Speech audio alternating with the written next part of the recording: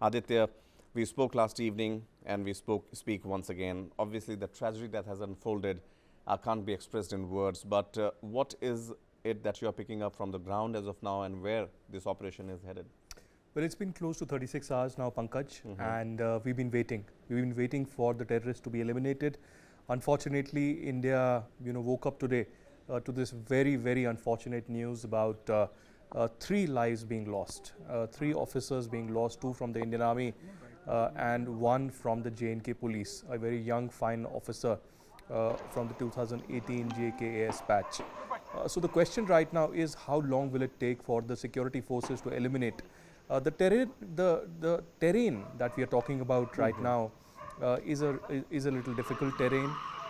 It's a rocky, hilly area, forested belt that we are talking about, and the approach of the security forces is from bottom to top, and the terrorists are very well at the top, manning the heights and clearly have the foliage to in fact cover them completely.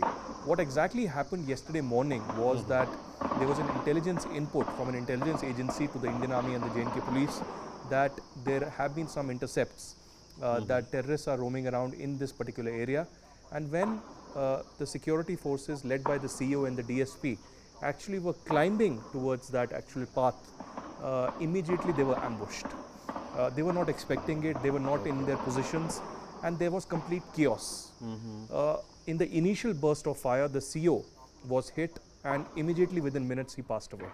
Thereafter, there was firing continuously from at least 2 to 3 or 4 angles, and there was at least 2 others, including the DSP and the major, who were hit, but they immediately radioed in to their headquarters and to others who were present there that they've been hit and they need to be rescued by a chopper.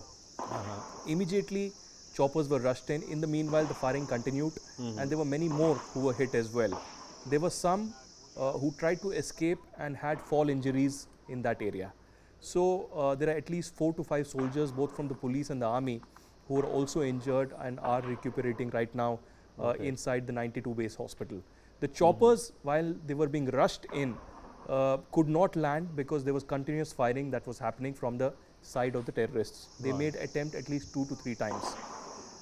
Gradually at 6 p.m. last evening, the DSP was rescued, but unfortunately he had passed away by that time. It was only this morning that the colonel and the major from the Indian Army, 19RR, were finally evacuated from there, but unfortunately they had laid down their life for the country as well. As I said, there are many more injuries as well. They are recuperating. The TRF, Lashkar E Taiba's offshoot, the Pakistani terror group, has claimed responsibility for it. And they've said that Mohammed Riaz, a Pakistani terrorist who was killed in POK recently, this is in revenge for the same. As of now, there are fears that if the operation continues for long, the terrorists could again take the route and escape into the forests. But the operation is very much underway. The top brass of the Indian Army and the J&K police are very much there in Kokernag, Anantnag. And let's hope that the terrorists are neutralized soon. Major General Meston, obviously I hope we spoke in better times than these, but as my colleague Aditya tells us, it's a sordid saga, and obviously security forces being ambushed, something that these terrorists are well trained for. We also heard, Colonel Singh speaking about targeted killings. We have seen this happening in case of the civilians, but do you believe, in your experience, is this also a trend or something that the terrorists are asked to or trained for or given the assignment to target high-ranking officials? Pankaj, very true. See, more news is made when you target senior officers. Right, Okay, right, so that is right. point one. Hire the person, more news, more publicity, and they achieve their ends. So therefore, they have been trained quite well.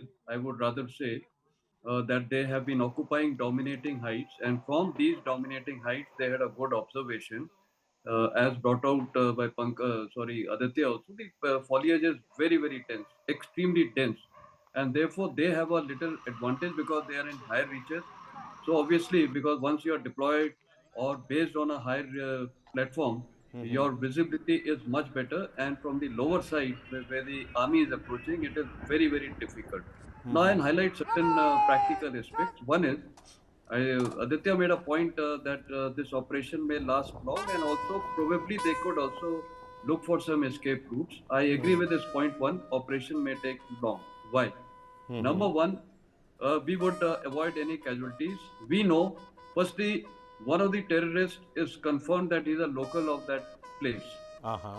So obviously he knows the terrain 1,000 times better than what we know, because army is not operating in every inch of ground. So he knows the folds of the ground, the Right. hideouts, everything is well known, and therefore he will keep doing leapfrogging along with his other or maybe three people. So they will give mutual support to each other. So there is a kahavat in the army, one leg on the ground. That means you have to have one person supporting you to cover your move. So these people are well trained, they are covering the move of each other, and therefore they know the terrain so well, so it is to their advantage. Now, can they escape? My personal views is no. Reason being, despite the area being very thick jungles, I have studied the map also, and these areas one has been. Now, I have actually on the map measured the perimeter of the base, the foothill, and it is approximately 10 kilometers. So that means the army would have placed all around cordon.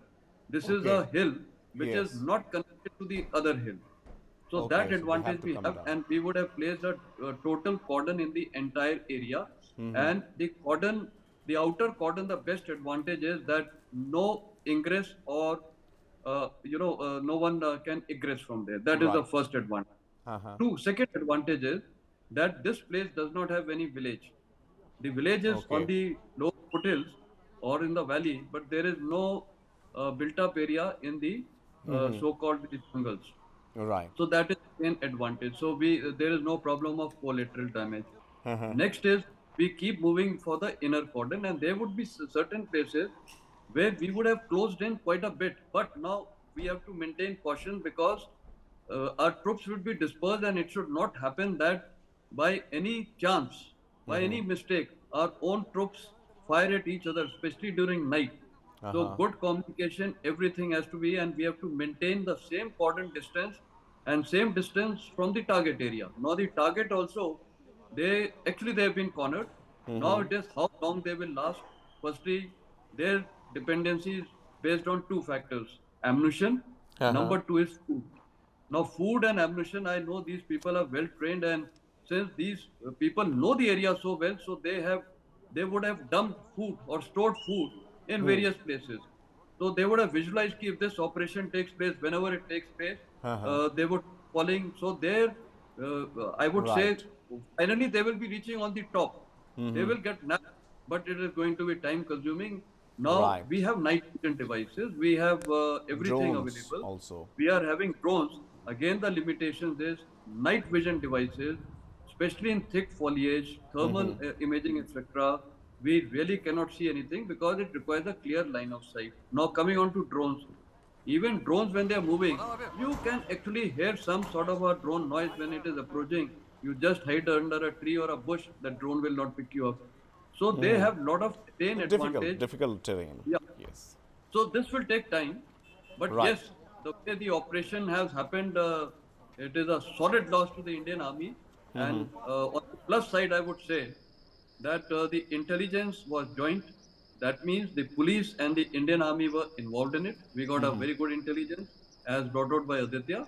Second is the operations were conducted jointly, and especially when there are civilians involved, we take the police people. And Right. here is a DSP who has again been involved in this operation. And the third good point is, today whatever is happening in the country, we are only having some narrative of religious discourse and religious ideologies. But here you see Right. army from all walks of life, police from all walks of life. Here is Are a doing their congregation duty. where they are Indeed. Muslims also. The soldier has died.